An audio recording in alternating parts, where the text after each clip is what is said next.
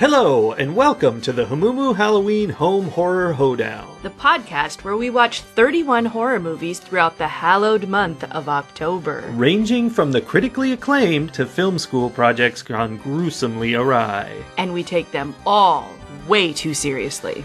I'm your host, Mike Hummel. And I'm your host, Sully Hummel.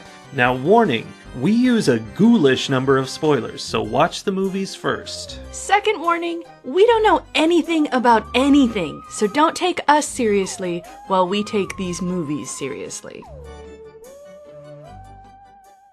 Today's found footage movie is entitled Final Prayer, though you may also find it under the name Borderlands, 2013.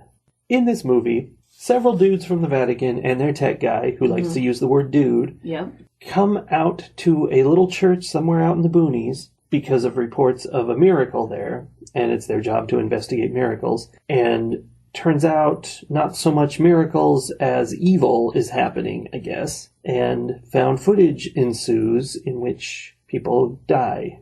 As they tend to do in found footage. Yeah. I mean, it's generally why I don't the film things.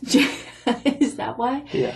Generally, if we have a found footage movie, it's because there's nobody left to tell the story at the end. Yeah, except in those found footage movies where they then interview the survivors at the end. Ugh, yeah, that movie. So, there were multiple times during this movie where I got myself wondering why they decided to tell this movie from the perspective of found footage. It didn't need to be. Like, it could have just been the story of these three guys who showed up. Like, it didn't need to be found footage. Yeah, it could have been. I mean, there's a connection there in that their whole job revolved around debunking these miracles, so they were doing a lot of evidence stuff, like, you know, cameras would be a part of that. But it's true, they didn't have to tell the story in that way. I almost feel like it was... I always sort of feel like found footage tends to get a little distracting at times. But there were definitely points where I'm like, I would better understand what was going on if I were just in the story and not watching the story.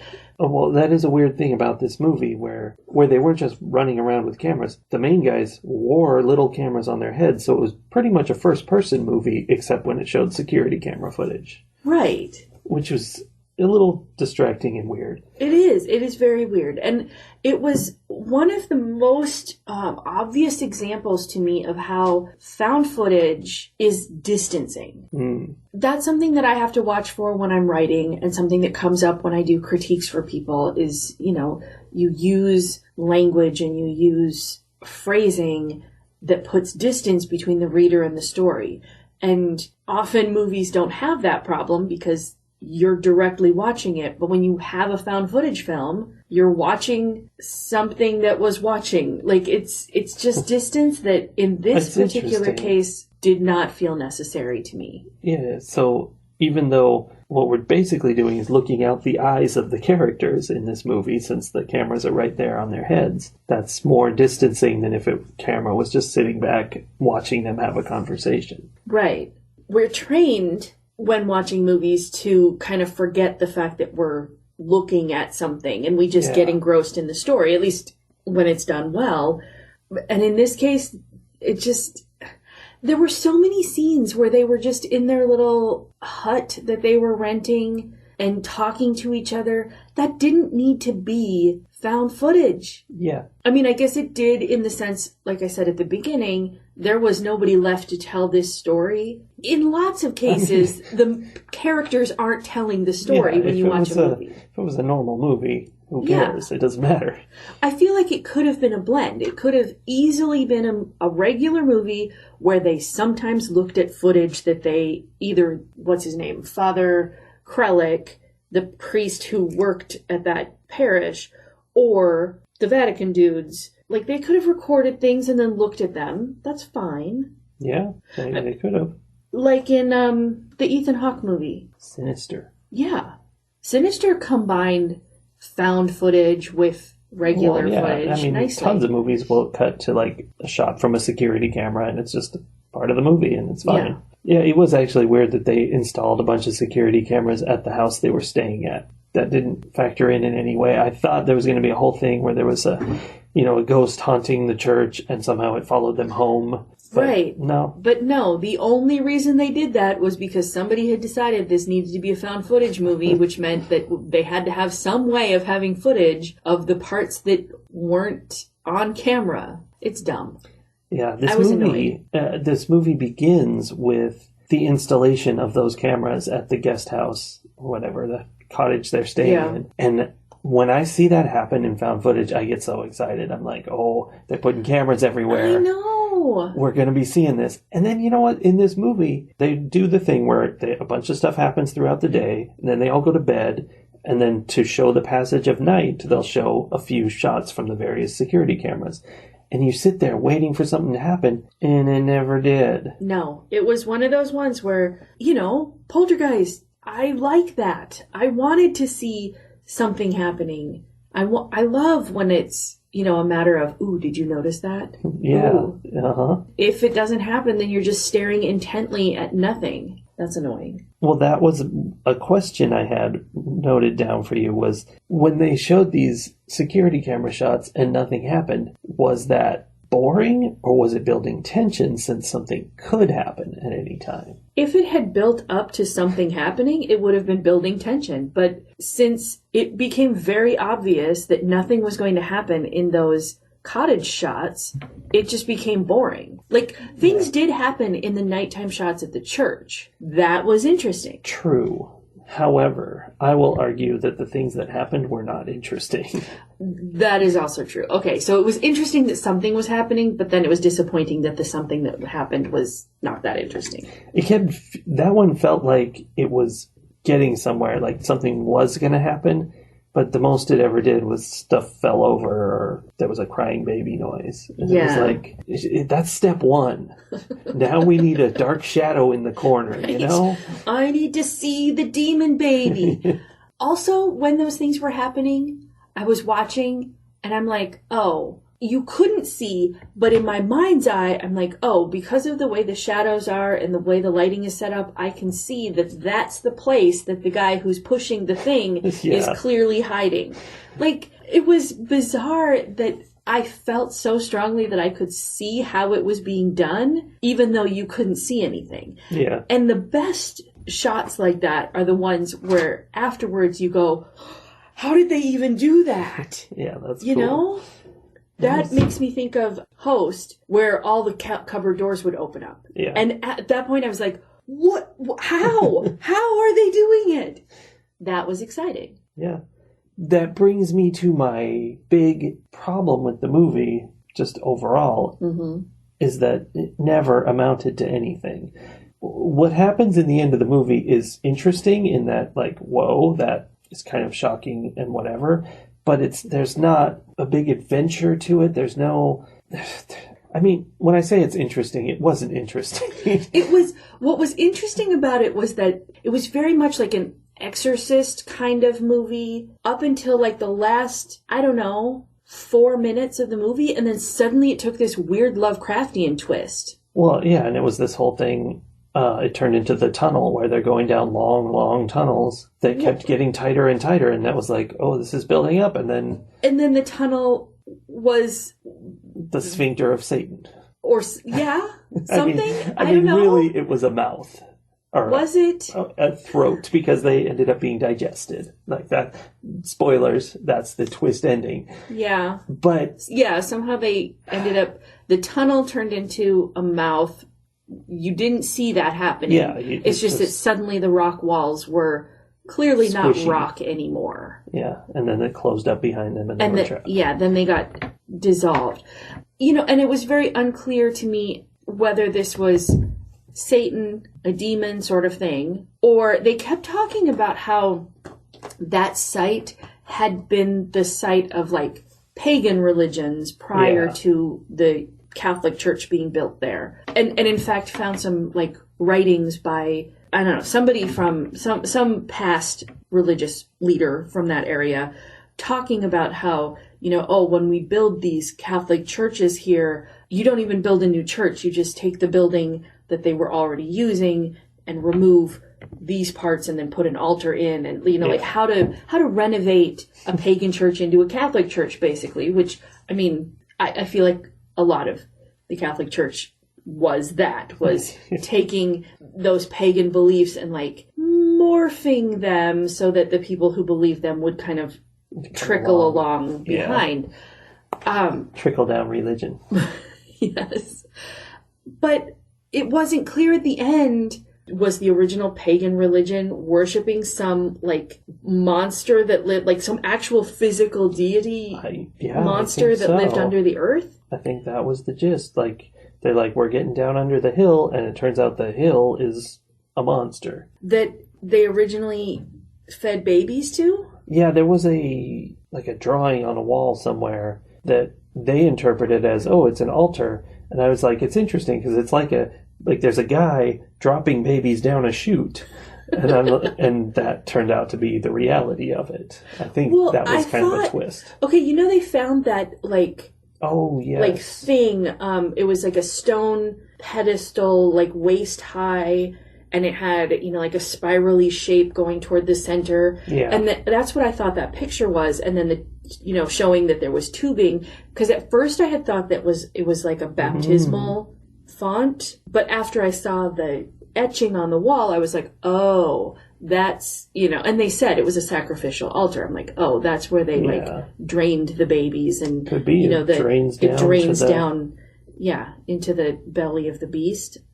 But all of that was very much left to interpretation. Yeah, it just meant that nothing really happened in the movie. Like there was never a monster chasing him. Mm-hmm. There was never anything except them walking through these tunnels, hearing the voices of dead people, or soon to be dead people in some cases. It was a mix of the two, and just eventually crawling down these tunnels until they got there. And it wasn't even explained why they were bothering. Like, they started going, and I guess they were lured on by the voices maybe, but they'd go through these tiny little passageways, and they're like, well, let's just keep going. Right? There was definitely a point where it was still them spelunking. And again, I was so disengaged from this movie that I was more intrigued by how they had filmed it, because they had obviously gone into caves and were obviously filming in like, it was the cave tour you only take if you're okay with tight spaces. Very much. Which I have never done. No.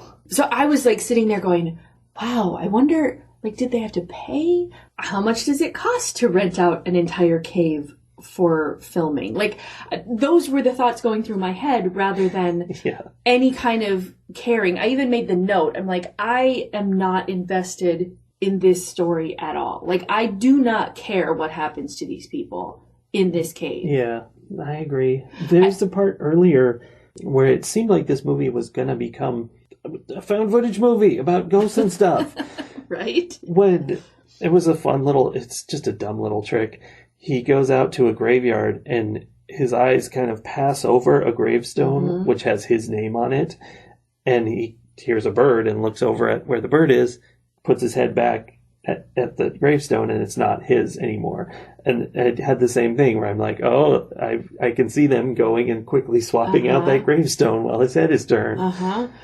And he didn't notice that. Like there were, this movie had a lot of promises, weak ones. Like there wasn't anything really strong, but there were a lot of promises, like the gravestone thing or the crying baby noise. Which was nothing. Nothing ever came of it. I mean, I get why the crying baby noise was there, because they were sacrificing babies at one point, but it didn't relate to this movie. Like, go back and tell me the story about when they were sacrificing the babies to the monster that lives under the dirt. Like, that's the story I want, not this story of you guys refusing to believe that this existed and then getting digested by it. Nothing else happening. No. I did think it was interesting that the two characters who came from the Vatican and whose job it was to determine whether the miracles were real had experienced so many faked miracles that they were so skeptical they did not believe at any point. Like, they were absolutely sure that this wasn't real. And then the tech guy, who was not religious, at all, basically. I mean, I don't think he never said, like, he was an atheist or anything. He's like, No, I believe, I just don't believe as much as you. Like, he was, you know, a typical go to church because that's what we're supposed to do kind of a person, maybe. But he was sure that it was real the whole time. And they kept telling him it wasn't and trying to talk him out of believing. And he finally got to the point where he didn't believe. And, like, the last thing he says that's not screaming is, you told me this wasn't real, as he's being dissolved by some unimaginable monster. Yeah. That was the most interesting part of the whole thing to me, was that they took the people who were believers and made them not believers, and took the non-believer and made him a believer. Yeah, I had a note on that too. It was but even that was mild at best. Shortly before those final screams, there's a part where, again, it felt like there was promise unfulfilled. They're going through these tunnels, and at one point, the techie guy goes and pulls out a signal repeater thing and puts it on the wall, and they talk about how, you know, hey, we're down in these tunnels. Yep. We need to do this, boost our signal so that, you know, it's actually getting out. Also, he said they could ping them to find their way back. Like, they were basically technological breadcrumbs, which I thought was a good idea. Cool. And obviously, you're not going to waste a minute on a scene like that and have it mean nothing. It's going to be in there for a reason. And as far as I can tell, the only reason that was in the movie was so that they could shut down people reporting on the movie going, how would those things transmit from way underground? Right. Way underground. I bet that monster had his skin was thick enough that they wouldn't have been able to send a signal through it. Whatever. Yeah, it was definitely preemptively... It was dumb. Defending themselves. Like, I don't think that's a real problem, and a bigger problem is putting that scene in your movie for no reason. Yeah. So, I have a note, let's see, it was probably 10, 15, maybe more minutes into the movie when I finally made the note, oh, these guys are here in the name of the Pope.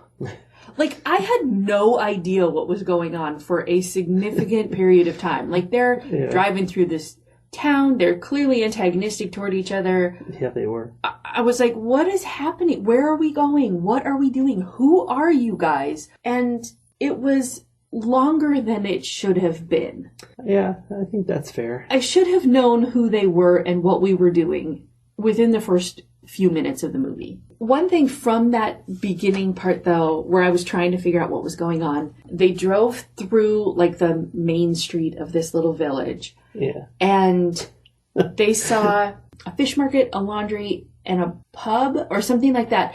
And the tech guy, Gray, says, food, cleanliness, and a little bit of naughty. That's life in miniature. And I was like, oh, okay, interesting. And, like, again, it was promise if there was going to be some kind of interesting discussion, and that didn't go anywhere. Like, that could have been an interesting, like, motif to pull through the whole story in some way. But no, that was just a little offhand remark. Well, in a larger way, there was the thing with the priest who worked at this parish ended up jumping off the roof because he was tormented in some way by all of this happening. And then he was dead. And there was a little bit of him coming back throughout the movie, like his voice was off in the distance, leading people ever further into danger. There was a part where his robes were on the ground filled with worms, which was fun. That was fun. But that was it. Like, again, it felt like, why did this happen if we're not getting anything out of it?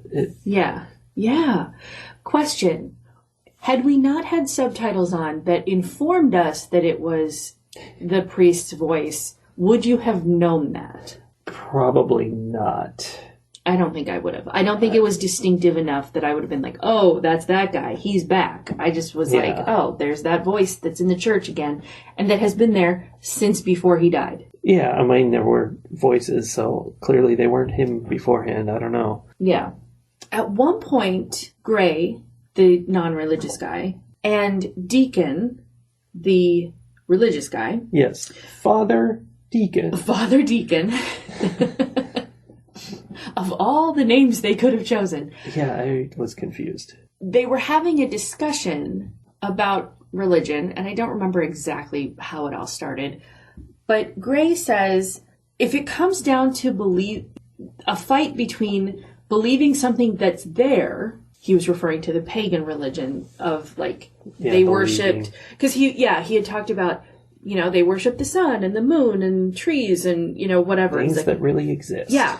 He said, when it comes down to believing in something that's there or believing in something that's not there, I know which way I'm going to go. He made a very distinct argument that this Catholic God who can't be seen, can't be felt in, that same concrete way is going to lose out to the spiritual connection to things that you can touch and see and smell and taste and hear. And that digest you. I mean, that's how it ended up. It did. Ultimately, it did. I guess he definitely believed in that creature as it dissolved him. Yeah. Not for long, but he did.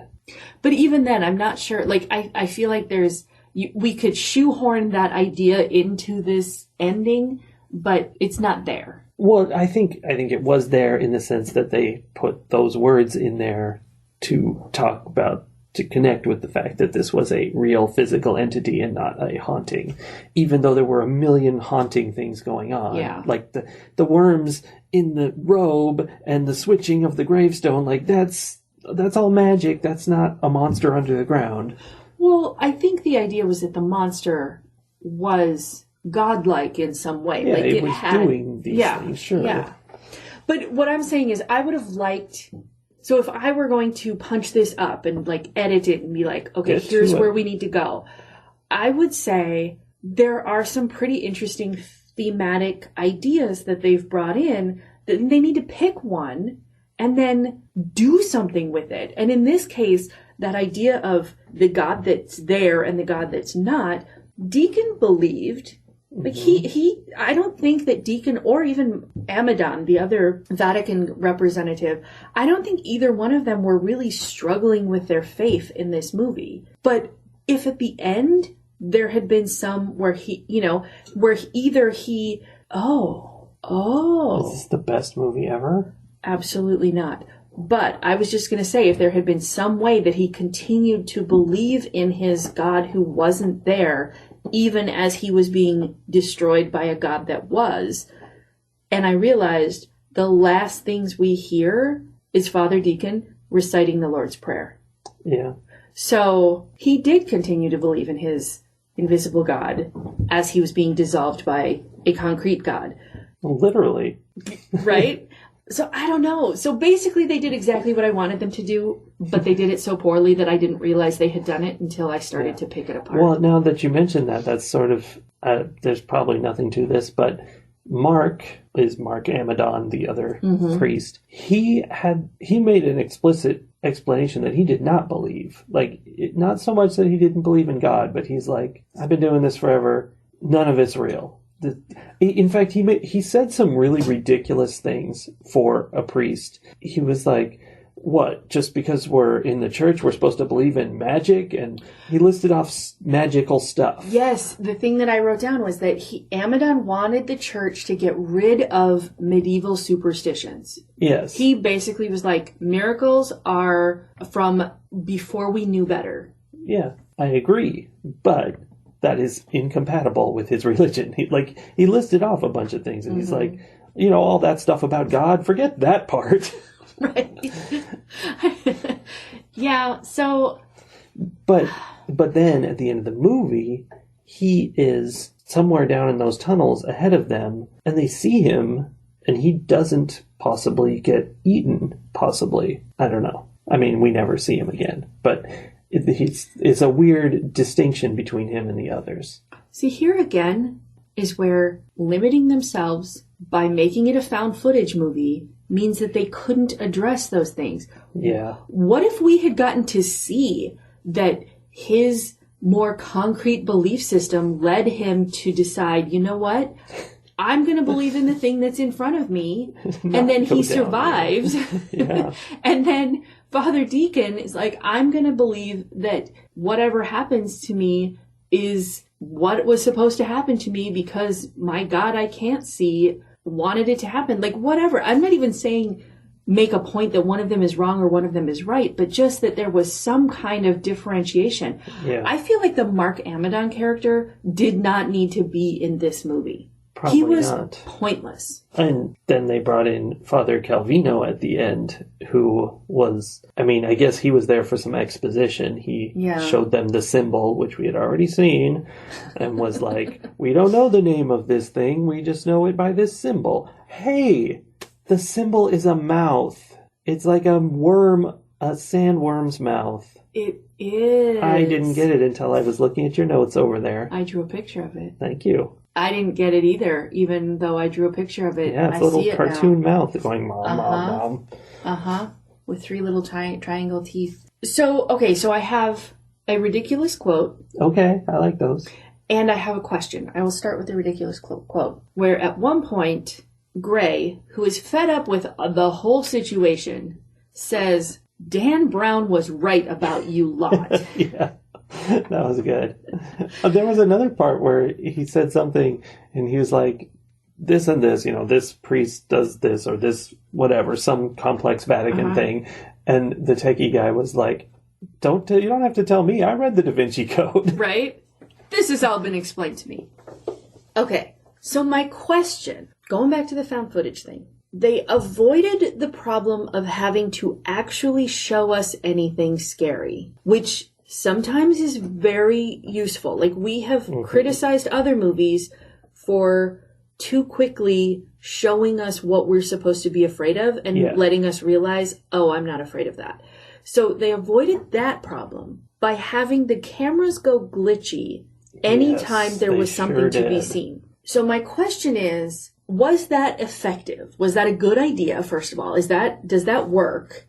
And did it work the way they did it, or no? Well, let me read to you from my notes. Okay. Where it says, incomprehensible garbage and glitches are not scary. Is what I wrote.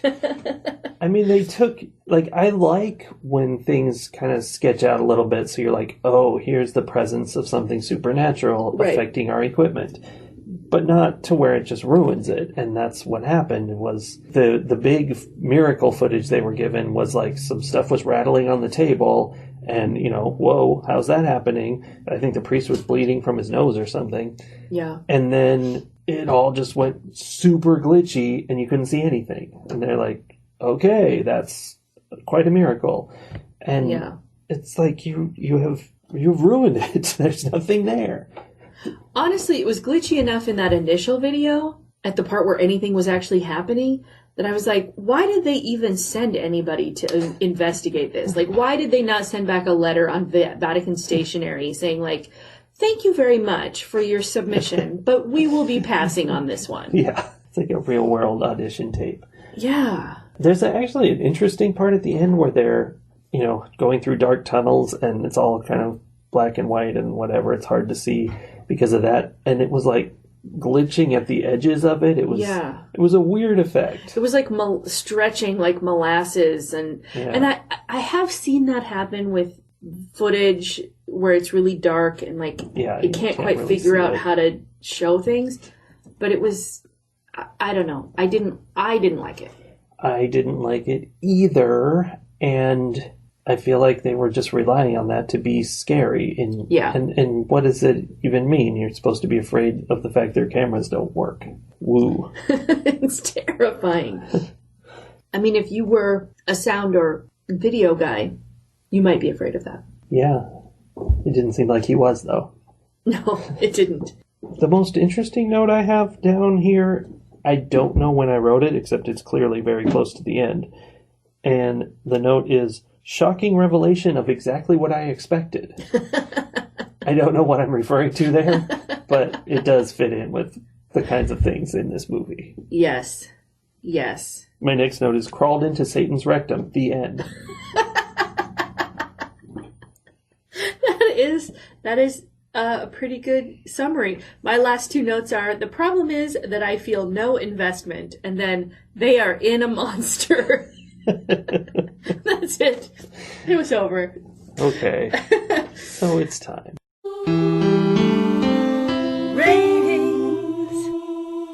This movie was a grave disappointment. Nice pun. I expect more from my found footage. This was, even bad found footage movies have some, like things jump out at you and you're like, oh no, like that. I don't know if the audio picked that up, but our cats are knocking things down. There's stuff happening. And it's, it's that roller coaster effect where it may not be a good movie, but at least there's lots of little fun things. This didn't have that. It was boring. I mean, it wasn't that boring exactly. It was just blah. It was very blah. And nothing ended up happening. I mean, really, they got digested, which is not exciting. So, it was a fun idea, though. I'll give them that. That was, if they had led up to that with action and excitement and interesting things happening, great. Good way to have the big finale be. But it was terrible. I'm going to give this only 1.5 satanic mixtapes out of 5. Okay. I'm going to disagree with you when you say it wasn't boring. Okay. I think it was boring. I was bored. I mean, yeah. I should think so. not be spending my time while I'm watching your movie thinking about how you made the movie. That is a very bad sign. Too. And every time they started to get me interested, there would be something where I'm like, okay, here we go. Now I'm going to pay attention. It would fizzle out and I'd be thinking about how they set it all up again. Yeah, the first dramatic thing was a sheep being set on fire, which we later discover was just some kids in town doing something truly awful. Right? That was the most horrific thing in the whole movie. Yeah. I mean, maybe aside from them having climbed inside Satan's rectum. But, that was hardly anything. I mean, it drove the Vatican representative to punch one of the village kids in the face. Yeah. Rightfully so. Rightfully so. But also, what does that have to do with anything? It was completely disconnected from everything. It was just people being terrible. So, yeah, I was bored. I was annoyed by not being able to follow the thread of what they were trying to say. There weren't enough clues. I'll agree with you that there was an interesting premise that they brought in at the end. Had they made that movie, it would have been a movie I wouldn't like because it's too Lovecraftian. Oh, no. But at least it would have been a thing, right? And I think that maybe they fell into the trap of thinking that if you're going to have a twist ending, you have to keep that twist 100% a secret until you reveal it. But then, if you do that, it's not a twist ending anymore. It's just you pulling something out of Satan's rectum. Yeah. Yeah, it is. And that's how this felt. Okay, I can see where they thought maybe they were giving a few clues, but I personally don't think that they gave enough information for me to accept, oh no, suddenly we're being dissolved. Yeah, it was out of the blue. It felt like it was the last 5 minutes of a completely different film. Well, yeah, once they got down into the tunnels, it was a completely different film. It was guys wandering tunnels until they get dissolved. Like, that had nothing to do with the whole church at all. Well, except that I sort of felt like they were maybe walking through a secret tunnel that led to the orphanage that they had talked about, or like they were down where bad things happen in these like catacomby kinds of tunnels. I was following it to that point. Yeah. The point where I suddenly realized, wait, the tunnel is alive. That was where I lost it. I was like, what? No. What is this? They just spliced two movies together. I don't know. And I can't really think of anything that redeems this movie for me in any way. So I am going to give this 1 satanic mixtape out of 5. I totally accept that. All right. So now that that's done, where are we going next? Well, you might think that this is just an alternate title for the same movie. Maybe it's the movie they spliced in at the end. Oh, no. But tomorrow we're going to be watching Food of the Gods from 1976. Interesting. Ooh, 1976 should be fun. I'm expecting some, very psychedelic stuff happening. I've seen a bit of the trailer, and I think you'll be intrigued. Excellent. All right. See you tomorrow. Hooray!